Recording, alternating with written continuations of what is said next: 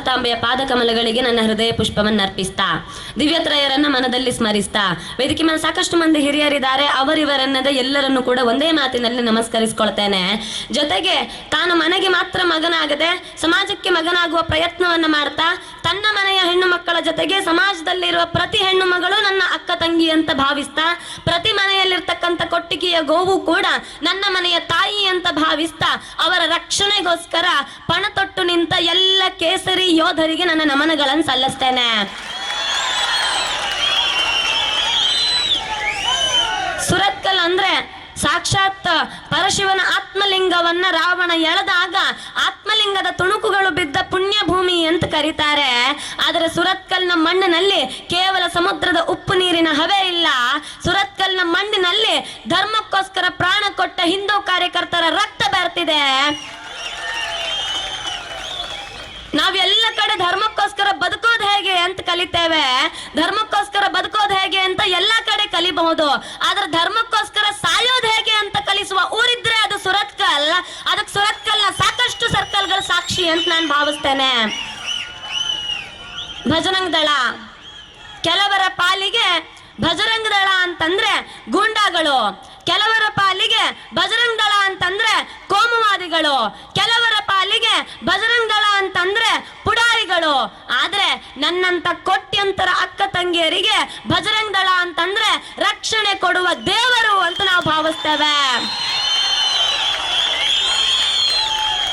ತುಂಬಾ ಜನರಿಗೆ ಗೊತ್ತಿರ್ಲಿಕ್ಕಿಲ್ಲ. ಬಹುಶಃ ಕರ್ನಾಟಕದ ಬೇರೆ ಬೇರೆ ಭಾಗಗಳಿಗೆ ಹೋದಾಗೆಲ್ಲ ಅಲ್ಲಿನ ಜನಗಳು ಮಾತನಾಡ್ತಾರೆ, ನೀವು ಬಿಡಿ ಮಂಗಳೂರು ಉಡುಪಿ ಅವರು ಹಿಂದುತ್ವದ ಭದ್ರಕೋಟೆಯ ಜನ ಅಂತ. ಹಿಂದುತ್ವ ಅಂತಂದ್ರೆ ಮಂಗಳೂರಿನವರಿಂದ ಕಲಿಬೇಕು ಅಂತ ಸಾಕಷ್ಟು ಮಂದಿ ಮಾತನಾಡೋದಿದೆ. ಆದ್ರೆ ಯಾಕ ಮಾತನ್ನ ನಾವು ಕೇಳ್ತೇವೆ ಅಂತ ಕೇಳಿದ್ರೆ, ನಮಗ್ ಸಮಸ್ಯೆ ಬಂದಿದೆ, ನಮ್ಮ ಬುಡಕ್ಕೆ ಬೆಂಕಿ ಬಿದ್ದು ಬಹಳ ಕಾಲ ಆಗಿದೆ, ನಮಗಿದ್ರ ನೋವೇನು ಅಂತ ಗೊತ್ತು, ನಮಗಿದ್ರ ಸಂಕಟ ಏನು ಅಂತ ಗೊತ್ತು. ತುಂಬಾ ಜನ ಕೇಳ್ತಾರಲ್ಲ, ಬಜರಂಗ ದಳದವ್ರು ಯಾಕೆ ಹೊಡೆದಾಟಕ್ ಹೋಗ್ತಾರೆ ಅಂತ, ಬಜರಂಗ ದಳದವ್ರು ಯಾಕೆ ರೌಡಿಸಮ್ ಮಾಡ್ತಾರೆ ಅಂತ. ಬಹಳ ಜನರಿಗೆ ನಾವು ಹೇಳ್ಬೇಕಿದೆ, ನಮ್ಮನೆಯ ಹೆಣ್ಣು ಮಕ್ಕಳನ್ನ ಕಾಪಾಡ್ಕೊಳ್ಳೋದಕ್ಕೆ ರೌಡಿಸಮ್ಮೇ ಮಾಡ್ಬೇಕು ಅನ್ನೋ ಪರಿಸ್ಥಿತಿ ಬಂದ್ರೆ ನಾವು ಅದಕ್ಕೂ ಸಿದ್ಧ. ಸುರತ್ಕಲ್ನ ಟೋಲ್ ಗೇಟ್ ನಲ್ಲಿ ಗಾಡಿ ಅಡ್ಡ ಹಾಕಿದ್ದಕ್ಕೆ ಬಜರಂಗ ದಳ ಕಾರ್ಯಕರ್ತರನ್ನ ನೈತಿಕ ಪೊಲೀಸ್ಗಿರಿ ಅಂತ ಕರೆದ್ರು. ನಾನು ಹೇಳ್ತೇನೆ, ಬಜರಂಗ ದಳ ಕಾರ್ಯಕರ್ತರು ಇನ್ನು ಯಾವತ್ತು ಯಾವ ಗಾಡಿಯೂ ಅಡ್ಡ ಹಾಕೋದಕ್ಕೆ ಹೋಗ್ಬೇಡಿ. ಯಾಕೆಂತ ಕೇಳಿದ್ರೆ, ನೀವು ಅಡ್ಡ ಹಾಕಿದ್ರೆ ಮಾತ್ರ ನಾವು ನೈತಿಕ ಪೊಲೀಸ್ಗಿರಿ ಅಂತ ಹೇಳೋದು. ಇನ್ನು ಬಜರಂಗ ದಳ ಕಾರ್ಯಕರ್ತರಿಗೆ ನಾವು ಆ ಕೆಲಸ ಕೊಡೋದಿಲ್ಲ. ಎಲ್ಲ ದುರ್ಗಾವಾಹಿನಿ ತಾಯಿ ಅಂದ್ರೂ ಬೀದಿಗಿಳಿತೇವೆ. ಹೇಳಿ ನೋಡುವ ನೈತಿಕ ಪೊಲೀಸ್ಗಿರಿ ಅಂತ, ಹೇಳಿ ನೋಡೋ ಗೂಂಡಾಗಿರಿ ಅಂತ, ಹೇಳಿ ನೋಡೋ ರೌಡಿಸಮ್ ಅಂತ. ಬಹಳ ಜನಕ್ಕೊಂದು ಅಹಂಕಾರ ಇದೆ, ಬಜರಂಗ ದಳದವರು ಅಂತಂದ್ರೆ ಪೆಟ್ಟಿಸ್ಟ್ಗಳು ಅಂತ ಬಹಳ ಜನ ಮಾತಾಡೋದಿದೆ. ಅವ್ರು ರೌಡಿಸಮ್ ಮಾಡ್ತಾರೆ, ಅವ್ರು ಗೂಂಡಾಗಿರಿ ಮಾಡ್ತಾರೆ ಅಂತ. ಹೌದು ಸ್ವಾಮಿ, ನಮ್ಮ ಮನೆಯಲ್ಲಿ ಹಾಲು ಕೊಡುವ ದನವನ್ನ ನಾವು ಕಾಪಾಡ್ಕೊಳ್ಬೇಕು ಅಂತಂದ್ರೆ ನೀವು ದನ ಕದ್ಕೊಂಡು ಹೋಗುವಾಗ ತಲ್ವಾರ್ ತೋರಿಸ್ತೀರಿ ಅನ್ನೋದಾದ್ರೆ, ಧರ್ಮ ರಕ್ಷಣೆಗೋಸ್ಕರ ತಲ್ವಾರ್ ಹಿಡಿಯೋದನ್ನ ನಾವು ಕೋಟಿ ಚೆನ್ನೈಯರಿಂದ ಕಲ್ತವ್ರು. ಇವತ್ತು ನಿನ್ನೆ MITಯಲ್ಲಿ ಮೀನ್ ತುಂಬಿಸಿಕೊಂಡು ಬರುವ ಬ್ಯಾರಿಗಳಿಗೆ ಇಷ್ಟಿರ್ಬೇಕಾದ್ರೆ, ನಮ್ಮದೇ ಅನ್ನ ತಿಂದು ನಮ್ಮದೇ ಜಾಗದಲ್ಲಿ ನಿಂತ್ಕೊಂಡು ನಮ್ಮನೆಯ ಹೆಣ್ಣು ಮಕ್ಕಳಿಗೆ ನೀವು ಕಾಳು ಹಾಕೋದಾದ್ರೆ ಒಂದು ಲೆಕ್ಕ ನಾನು ಕೊಡ್ಲೇಬೇಕಿದೆ. ಬಹಳ ಜನ ಗೊತ್ತಿಲ್ಲ. ನಾವು ಸಾಮಾನ್ಯವಾಗಿ ಹೇಳ್ತಿರ್ತೇವೆ, ನಾವು ಯಾರ ಸುದ್ದಿಗೂ ಹೋಗೋದಿಲ್ಲ, ನಮಗ್ ಮುಸಲ್ಮಾನ ಹೆಣ್ಮಕ್ಳು ಸವಾಸ ಬೇಡ, ನಮಗ್ ಕ್ರಿಶ್ಚಿಯನ್ ಹೆಣ್ಮಕ್ಳು ಸವಾಸ ಬೇಡ ಅಂತ. ಆದ್ರೆ ಬಹುಶಃ ನಿನ್ನೆ ಚಿಲುಂಬಿಗುಡ್ಡೆಯಲ್ಲಿ ನಡೆದಿರ್ತಕ್ಕಂಥ ಪ್ರಕರಣ ಇರಬಹುದು, ಮೊನ್ನೆ ಸುರತ್ಕಲ್ ಟೋಲ್ ಗೇಟ್ ನಲ್ಲಿ ನಡೆದಿರ್ತಕ್ಕಂಥ ಪ್ರಕರಣ ಇರಬಹುದು. ಕಳೆದ 2-3 ತಿಂಗಳಿನಲ್ಲಿ ಇಂಥ 10-15 ಪ್ರಕರಣಗಳನ್ನ ನಾವು ಕೊಡ್ತೇವೆ. ಪ್ರತಿ ಪ್ರಕರಣದಲ್ಲಿಯೂ ಕೂಡ ಹಿಂದೂ ಹೆಣ್ಣು ಮಕ್ಕಳನ್ನ ಮುಸಲ್ಮಾನರು ಮತಾಂತರ ಮಾಡುವಂತ ಪ್ರಯತ್ನವನ್ನು ಮಾಡಿದ್ದಾರೆ, ಅವರ ಸಂಘ ಮಾಡುವಂತ ಪ್ರಯತ್ನವನ್ನು ಮಾಡಿದ್ದಾರೆ. ನಾವು ಹೇಳ್ತೇವೆ, ಇದು ಕೊನೆಯ ಎಚ್ಚರಿಕೆ. ಇಲ್ಲಿಗೆ ಸಾಕಷ್ಟು ಪ್ರಕರಣಗಳನ್ನು ನಾವು ಕಂಡಾಗಿದೆ, ಸಾಕಷ್ಟು ಅನುಭವಿಸಿ ಆಗಿದೆ. ನಮ್ಮೂರಿನ ಆಶಾನನ್ನ ನೀವು ಆಯೇಷ ಮಾಡಿದ್ರೆ, ನಮ್ಮೂರಿನ ತಾರಾನನ್ನ ನೀವು ತಮನ್ನ ಮಾಡಿದ್ರೆ, ನಮ್ಮೂರಿನ ಸಾಕಷ್ಟು ಹೆಣ್ಣು ಮಕ್ಕಳನ್ನ ನೀವು ಮತಾಂತರ ಮಾಡಿದ್ರೆ ನಮಗೆ ಗೊತ್ತು. ನೋಡುವಷ್ಟು ನೋಡಿದ್ದೇವೆ, ಸಹಿಸುವಷ್ಟು ಸಹಿಸಿದ್ದೇವೆ. ನಮ್ಮ ತಾಳ್ಮೆಯ ಮಿತಿ ಮೀರಿದ್ರೆ ನಮಗೂ ಮತಾಂತರ ಮಾಡೋದು ಚೆನ್ನಾಗಿ ಗೊತ್ತು, ನಮಗೂ ನಿಮ್ಮ ಹೆಣ್ಣು ಮಕ್ಕಳನ್ನ ಮದುವೆ ಆಗೋದು ಗೊತ್ತು. ಬರೀ 23% ಇರುವ ನೀವೇ ಇಷ್ಟು ಅಹಂಕಾರದಲ್ಲಿ ಹಾರಾಡಬೇಕು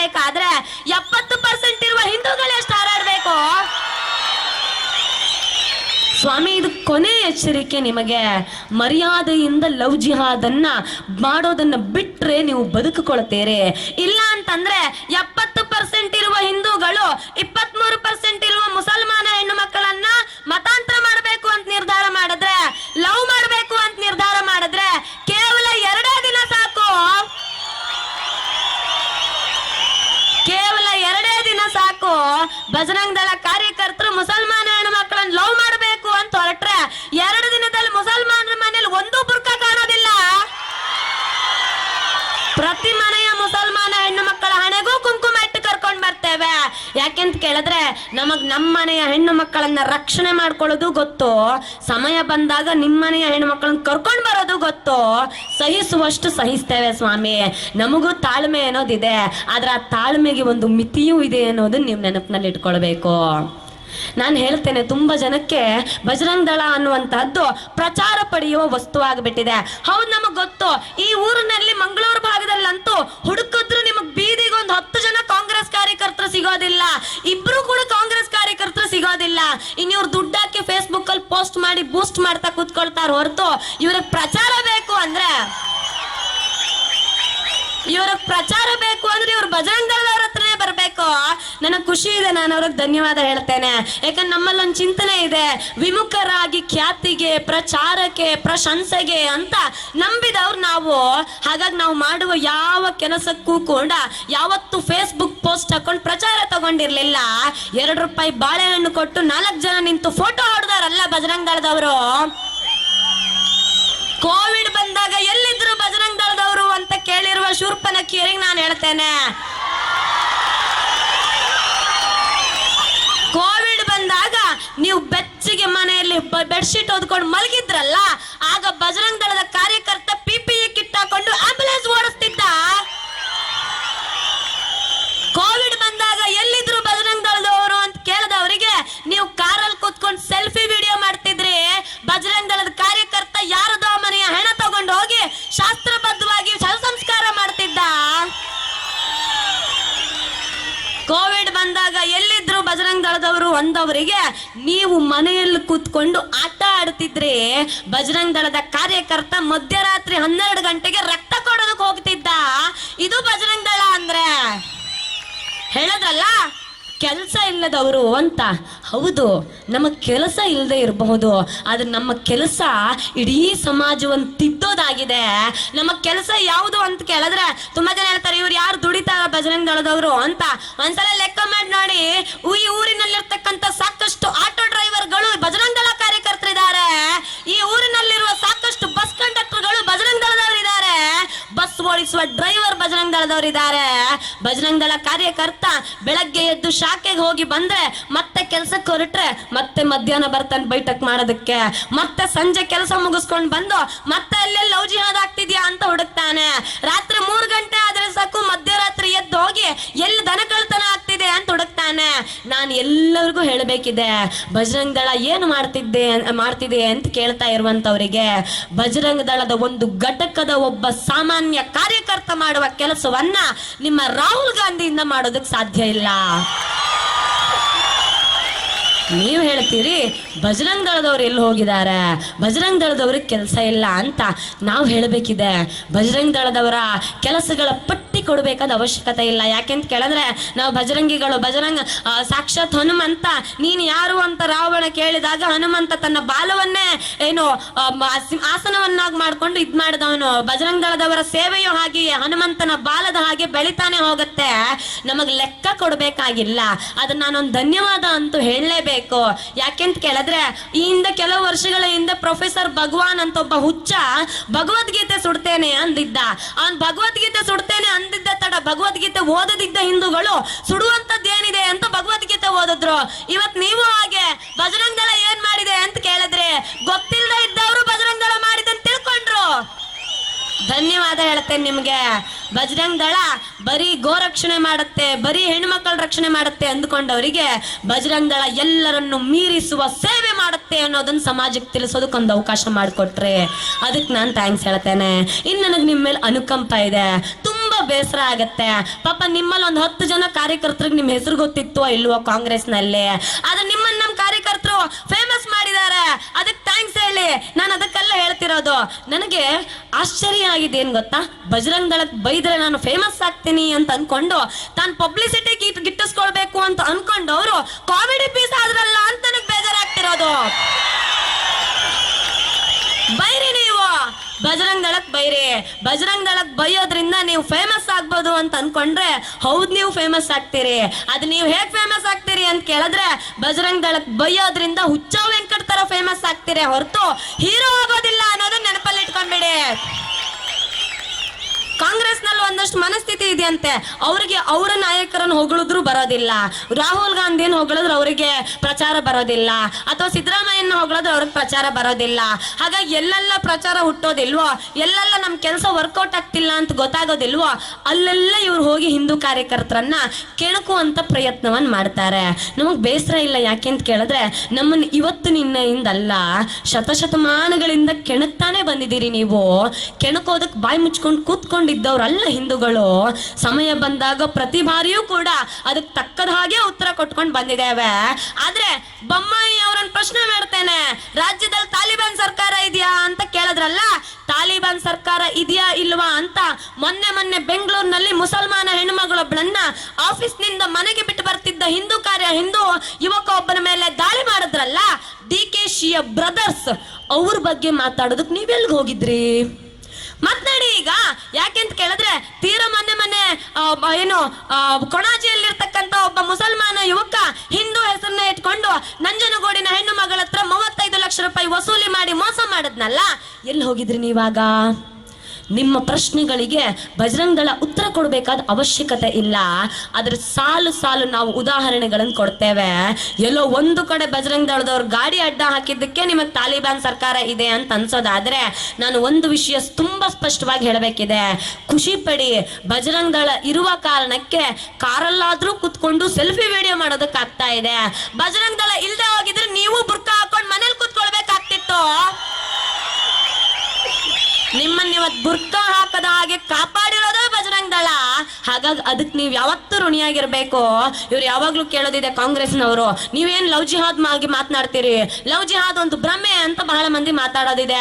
ನಾನು ಹೆಸರು ಹೇಳೋದಿಲ್ಲ, ಮಂಗಳೂರಿನ ಬಹಳ ಫೇಮಸ್ ಕಾಂಗ್ರೆಸ್ ನಾಯಕರೊಬ್ರು, ಮಾಜಿ ಸಚಿವರು ಕೂಡ ಹೌದು. ಅವ್ರ ಮಗಳಿಗೆ ಇನ್ನೂ ಮದುವೆ ಆಗಿಲ್ಲ, ಮದುವೆಯ ವಯಸ್ಸು ಮೀರಿ ಹೋಗಿದೆ. ಯಾಕೆ ಮದುವೆ ಆಗಿಲ್ಲ ಅಂತ ಕಾಂಗ್ರೆಸ್ನ ವಕ್ತಾರೆಯರು ಆ ಮಾಜಿ ಸಚಿವರ ಹತ್ರ ಹೋಗಿ ಕೇಳಬೇಕು. ಯಾಕೆಂತ ಕೇಳಿದ್ರೆ ಆ ಮಾಜಿ ಸಚಿವರ ಮಗಳು ಮುಸಲ್ಮಾನನ ಲವ್ ಮಾಡ್ತಿದ್ದಾಳೆ. ಈ ಮಾಜಿ ಸಚಿವರಿಗೆ ಎಲ್ಲಿ ಮುಸಲ್ಮಾನನ ಕೊಟ್ಟು ಮದುವೆ ಮಾಡಿದ್ರೆ ನನ್ನ ಬಂಟ ಸಮುದಾಯದ ಓಟ್ ತಪ್ಪಿ ಹೋಗುತ್ತೋ ಅನ್ನೋ ಭಯ, ನಾನು ಬದುಕಿರೋ ತನಕ ಮದುವೆ ಆಗಬೇಡ ಅಂತ ಅಪ್ಪ ಮಗಳಿಗೆ ಹೇಳ್ತಿದ್ದಾರೆ. ಕಾಂಗ್ರೆಸ್ನ ವಕ್ತಾರರು ಮೊದಲು ಹೋಗಿ ನಿಮ್ಮನೆಯ ಎಲೆಯಲ್ಲಿ ಹೆಗಣ ಸತ್ತು ಬಿದ್ದಿದೆ, ಅದನ್ನ ಹೆಕ್ಕಿ ಹಾಕಿ ಆಮೇಲೆ ಕಂಡವ್ರ ಮನೆ ಎಲೆಗೆ ನೀವು ಹುಳ ಹುಡುಕ್ಬೋದು. ಹೌದು, ನೀವು ಹೇಳ್ತೀರಿ ಗುಂಡಾಗಿರಿ ಮಾಡ್ತೀರಿ ಅಂತ. ನಮ್ಮನೆ ಹೆಣ್ಣು ಮಕ್ಕಳನ್ನ ಕಾಪಾಡ್ಕೊಳ್ಬೇಕಾದ ಪರಿಸ್ಥಿತಿ ಬಂದ್ರೆ ನಾವು ಯಾವ ಗೂಂಡಾಗಿರಿಗೆ ಬೇಕಾದ್ರೂ ಇಳಿತೇವೆ. ನೀವು ನಮ್ಮನ್ನ ರೌಡಿಗಳೇ ಅಂತ ಕರೆಯೋದಾದ್ರೆ ನಾವು ಹೆಮ್ಮೆಯಿಂದ ರೌಡಿಗಳು ಅಂತ ಹೇಳ್ಕೊಳ್ತೇವೆ. ಯಾಕೆ ಅಂದ್ರೆ ನಾವು ಕೆಲಸ ಇಲ್ಲದವ್ರೆ ಅಂತ ಹೇಳ್ಕೊಳ್ಳೋದಾದ್ರೆ ಹೌದು, ನಾವು ಕೆಲಸ ಇಲ್ಲ ಅಂತಲೇ ಹೇಳ್ಕೊಳ್ತೇವೆ. ನಮ್ಮ ಕಾರ್ಯಕರ್ತರು ಕೂಲಿ ನಾಲಿ ಮಾಡಿ ದುಡ್ದು ಮನೆ ಸಾಕಿ ಜೊತೆಗೆ ಸಂಘಟನೆಗೆ ಬರ್ತಾರೆ. ನಮಗ್ ಗಾಂಜಾ ಡ್ರಗ್ಸು ಸೇಲ್ ಮಾಡೋದು ಗೊತ್ತಿಲ್ಲ, ನಮಗ್ ದುಡಿಮೆ ಮಾಡ್ಬೇಕು, ಹೊಟ್ಟೆ ತುಂಬಿಸ್ಕೊಳ್ಬೇಕು ಅಂತ ಗಾಂಜಾ ಸೇಲ್ ಮಾಡೋದು, ಡ್ರಗ್ಸ್ ಸೇಲ್ ಮಾಡೋದು, ವೆಪನ್ಸ್ ಗಳನ್ನ ಸೇಲ್ ಮಾಡೋದು ಗೊತ್ತಿಲ್ಲ ನಮಗೆ. ನಾವು ಕೂಲಿ ನಾಲಿ ಮಾಡಿಯೇ ದುಡಿತೇವೆ. ದುಡಿಯೋದು 10,000 ಆದ್ರೂ ಕೂಡ ಅದು ನಿಯತ್ತಲ್ಲಿ ದುಡಿತೇವೆ. ಅದಕ್ಕೆ ಅವ್ನು ಬಜರಂಗ್ ದಳ ಕಾರ್ಯಕರ್ತ ಅಂತ ಇವತ್ತು ಮರ್ಯಾದೆ ಉಳಿಸ್ಕೊಂಡಿದ್ದಾನೆ. ನಿಮಗೆಲ್ಲಿದೆ? ನಿಮಗೆ ಮರ್ಯಾದೆ ಇದೆಯಾ? ಒಂದ್ಸಲ ನಿಮ್ಮ ಆತ್ಮಸಾಕ್ಷಿ ನೀವೇ ಪ್ರಶ್ನೆ ಮಾಡ್ಕೊಂಡು ನೋಡ್ಕೊಳ್ಳಿ. ಕಳೆದ 10 ವರ್ಷದಲ್ಲಿ 40,000ಕ್ಕೂ ಹೆಚ್ಚು ಹಿಂದೂ ಹೆಣ್ಮಕ್ಳು ಮತಾಂತರ ಆಗಿದ್ದಾರೆ. ಯಾರು ಮಾತನಾಡ್ಲಿಲ್ಲ. ಹಿಂದೂ, ಕ್ರಿಶ್ಚಿಯನ್, ಸಿಖ್ ಎಲ್ಲ ಮತ ಪಂಥದ ಹೆಣ್ಮಕ್ಳು ಕೂಡ ಮತಾಂತರ ಆಗಿದ್ದಾರೆ. ಯಾರ ಬಗ್ಗೆಯೂ ಇವ್ರು ಮಾತನಾಡೋದಿಲ್ಲ. ಯಾಕೆಂತ ಕೇಳಿದ್ರೆ ಇವ್ರಿಗೆ ಇವ್ರ ಬ್ರದರ್ಸ್ ಬಗ್ಗೆ ಮಾತ್ರ ಯೋಚನೆ ಇರುವಂತಹದ್ದು.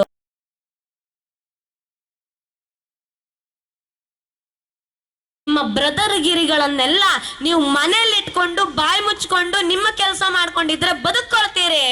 ನಮ್ಮ ಕಾರ್ಯಕರ್ತರ ತಂಟೆಗೆ ಬಂದ್ರೆ, ಹಿಂದೂ ಹೆಣ್ಣು ಮಕ್ಕಳ ತಂಟೆಗೆ ಬಂದ್ರೆ, ನಮ್ಮನೆಯ ಗೋವುಗಳ ತಂಟೆಗೆ ಬಂದ್ರೆ ನಿಮ್ಮ ಯಾರೊಬ್ಬನ ಕೈಕಾಲು ಉಳಿಯೋದಿಲ್ಲ. ನೀವು ಕಾಂಟ್ರವರ್ಸಿ ಅಂತಾದ್ರೂ ಅನ್ನಿ, ಮತ್ತೊಂದಾದ್ರೂ ಅನ್ನೇ ತೀರಾ ಇತ್ತೀಚೆಗೆ ತುಂಬಾ ಜಾಸ್ತಿ ಆಗಿದೆ. ತಲ್ವಾರ್ ಹಿಡ್ಕೊಂಡು ಬಂದು ನಮ್ಮನೆಯ ಕೊಟ್ಟಿಗೆಯಲ್ಲಿರುವ ದನಗಳನ್ನ ಕದ್ಕೊಂಡು ಹೋಗುವಂತ ಪ್ರಕರಣಗಳು.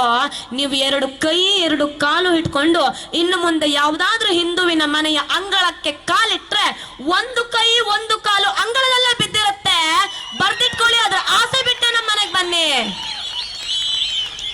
ನಮಗೆ ತೀರಾ ಮೊನ್ನೆ ನಡೆದಿರ್ತಕ್ಕಂಥ ಪ್ರಕರಣದಲ್ಲಿ ಸುರತ್ಕಲ್ನ ಕೆಲವು ಕಾರ್ಯಕರ್ತರನ್ನ ಬಂಧಿಸಿದ್ದಾರೆ. ನನಗೆ ಬಂಧಿಸಿರೋದ್ರ ಬಗ್ಗೆ ನಮಗೆ ಆಕ್ಷೇಪಣೆ ಇಲ್ಲ, ಯಾಕಂತ ಕೇಳಿದ್ರೆ ನಾವು ಕೇಸುಗಳಿಗೆ ಜಗ್ಗುವವರಲ್ಲ. ಅದನ್ನ ನಾನು ಪೊಲೀಸರ ಹತ್ರ ಕೇಳ್ತೇನೆ. ನೀವು ಬಂಧನ ಆದ್ಮೇಲೆ FIR ಹಾಕದೆ ನಮ್ಮ ಕಾರ್ಯಕರ್ತರ ಕೈಯಲ್ಲಿದ್ದ ರಕ್ಷೆಯನ್ನ ಚಾಕು ಹಾಕಿ ಕಟ್ ಮಾಡಿದ್ದೀರಿ. ನಾನು ಕೇಳ್ತೇನೆ, ನಿಮಗೆ ಕೇವಲ ಒಂದು ರಕ್ಷೆ ಮಾತ್ರ ಕಟ್ ಮಾಡೋದಕ್ಕೆ ಸಾಧ್ಯ ಆಗೋದು ದೇಶವನ್ನ ರಕ್ಷಣೆ ಮಾಡ್ತೇನೆ ಅಂತ ಕಟ್ಟಿಕೊಂಡಿರುವ ಕಂಕಣ ಬಜರಂಗ ದಳ ಕಾರ್ಯಕರ್ತನ ಹೃದಯದಲ್ಲಿದೆ. ಆ ಕಂಕಣವನ್ನ ಕತ್ತರಿಸೋದಕ್ಕೆ ನಿಮ್ಮಿಂದ ಸಾಧ್ಯ ಇಲ್ಲ. ಒಂದು ರಕ್ಷೆ ಕತ್ತರಿಸಿದ್ರೆ 10 ರಕ್ಷೆ ಕಟ್ಟುತ್ತೇವೆ. ಯಾಕೆಂತ ಕೇಳಿದ್ರೆ ನಮಗ ಪ್ರತಿ ರಕ್ಷೆಯೂ ಕೂಡ ಧರ್ಮ ರಕ್ಷಣೆಯ ಕಟಿಬದ್ಧವಾಗಿರ್ತಕ್ಕಂಥ ಧರ್ಮ ರಕ್ಷಣೆಯ ಕಂಕಣ ಆಗಿರುತ್ತೆ. ಅದಕ್ಕೋಸ್ಕರ ನಮ್ಮಲ್ಲಿ ಏನು ಕೇಸ್ಗಳು ಆದಾಗ ಸಹಜವಾಗಿಯೇ ಕೈಯಲ್ಲಿರ್ತಕ್ಕಂಥ ದಾರಿಗಳನ್ನ ಕತ್ತರಿಸ್ತಾರೆ, ನಾವು ಹೇಳೋದಿಲ್ಲ.